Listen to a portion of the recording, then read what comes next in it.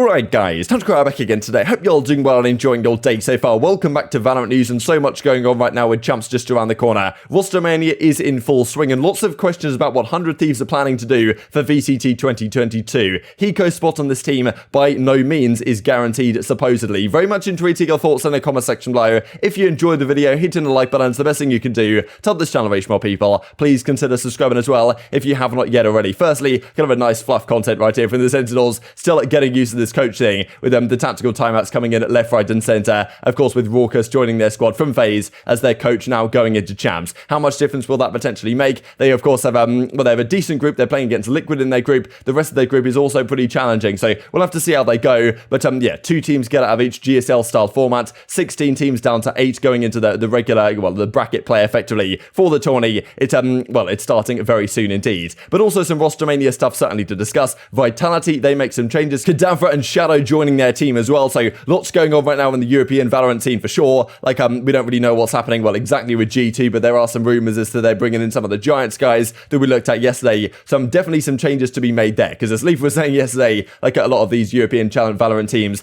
that aren't at champs, they're pretty poor. Now, whether that's true or not, of course, we don't really know. Nell was kind of saying that actually some of these guys are going to come over to the, North American Valorant teams to make them work a little bit better than they are at the present time. Let's talk about this then. So yesterday, the Richard Lewis show number 171 comes out with Sean Gares. Definitely a lot of respect for what these two gentlemen have achieved throughout their careers in esports. Now, I definitely wanted to give this one a listen. And very interestingly, around the 1 hour 7 minute mark, there was some discussion about, the Steel situation with 100 Thieves. Richard kind of wanted to clarify what Sean's opinion was on the Steel, decision to remove Steel from 100 Thieves, because he said, maybe a month or so ago, or exactly when it happened, probably a couple of months ago now, to be honest, that effectively, look, Steel maybe lost the team to some degree in terms of being the in-game leader. The rest of the guys didn't really buy into that vision. They were having some frustrating results, and if that's the situation, it's probably time to move on, and just the pressure on the team might have gone a little bit too much, and just kind of clarifying that decision of why Steel maybe was removed, and why it was probably a good idea to do so, quite frankly, but still can be a fantastic asset elsewhere. Seems like he's going to go over to T1. But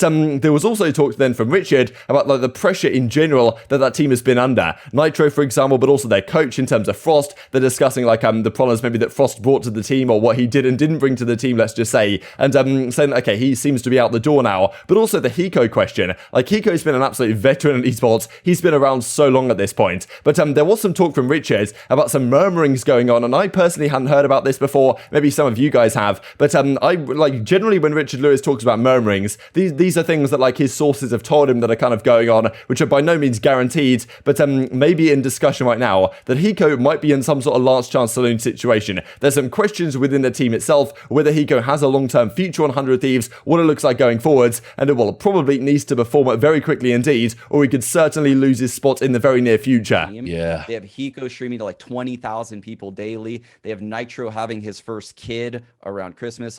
All of these things are happening in 100 Thieves, and Ethan switching and joining the team, Dicey getting cut, the community getting outraged that Dicey's cut.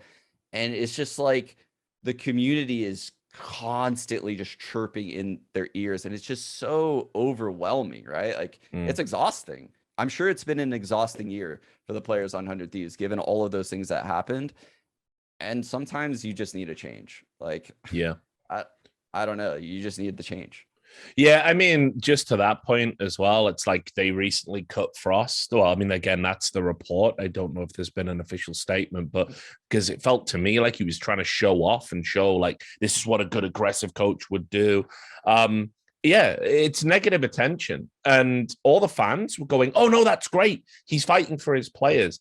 You pick and choose your battles. And unfortunately, 100 Thieves, the weight of pressure that's on those guys, I mean, think about what it's like to be Hiko, where even now there's murmurings should we replace him? Is he limited in what he can do? He might be staring at the last chance Saloon. So every tournament result matters. And when you've got that additional pressure of you kind of feel people are pulling against you, it sucks. It's really hard to play in that environment, and 100 Thieves under the microscope all the time. Yeah.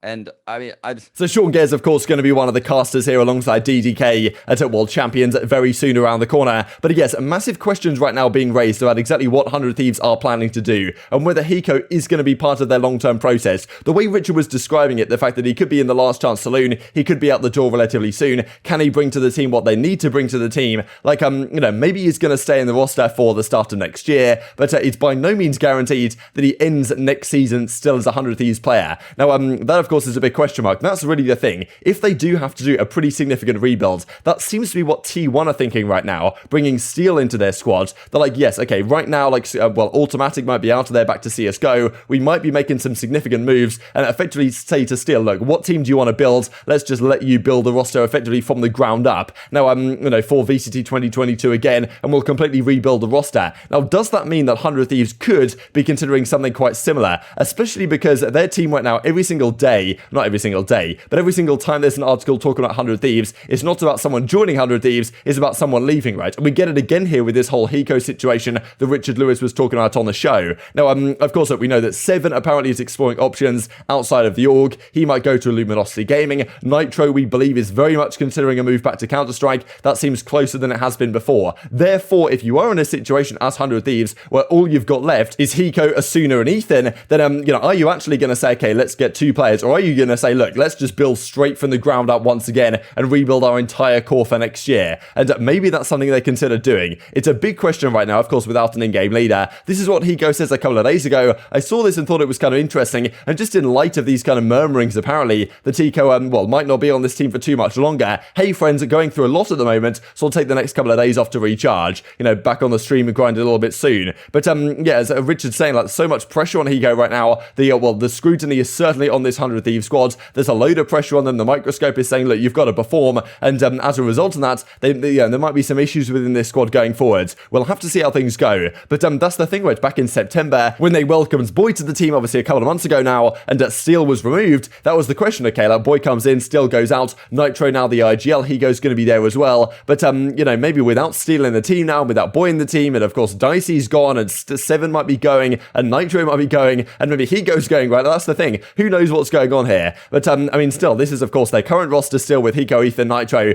Asuna, technically Seven, Steel's no longer there on the team either, and apparently going to T1 as we looked at a couple of days ago. But yeah, that's the thing. How long is this team going to last? If you were 100 Thieves, and Nitro's going, and Seven's going, and Steel, of course, is gone already, would you keep Hiko, Ethan, and Asuna and build around +2, or would you say, okay, let's build around Asuna and Ethan maybe, and let Hiko go elsewhere? I'm not really sure. But, I mean, maybe there's murmurings within the team itself that Hiko might not be a long-term fit for this team, which, of course, he's been around so long, that's not exactly a massive surprise. But I certainly thought he would stay at least until 2022, which maybe he will, but it might not be too long into next season where they start to consider other changes if these murmurings are already going on within that organization, potentially within a team itself. Bigger, of course, massive speculation, but definitely intrigued to your perspective on it in the comment section below. And just to finish off with this, ready from Scream, of course, considered one of the best players in the world right now in Valorant. Kind of remarkable to think about where his career went in Counter-Strike. And then a lot of these guys, you know, Hiko, for example, as well, frankly, coming into CSGO, well, at least was a fantastic player in CSGO, then it fell off dramatically, and then comes into Valorant and is a superb player again. Like, I mean, certainly Scream is in that situation right now for Team Liquid, and they're looking really solid right now going into champs. Of course, they haven't even lost a series yet with Navera in their team. They are, I believe, in the same group as Sentinels. Not guaranteed to match up with each other, but there is a decent chance that happens if things go maybe as you would expect it to, and they both get through to that kind of winners finals in the GSL style format. But yeah, maybe we'll get to see some of this a little bit more from Scream.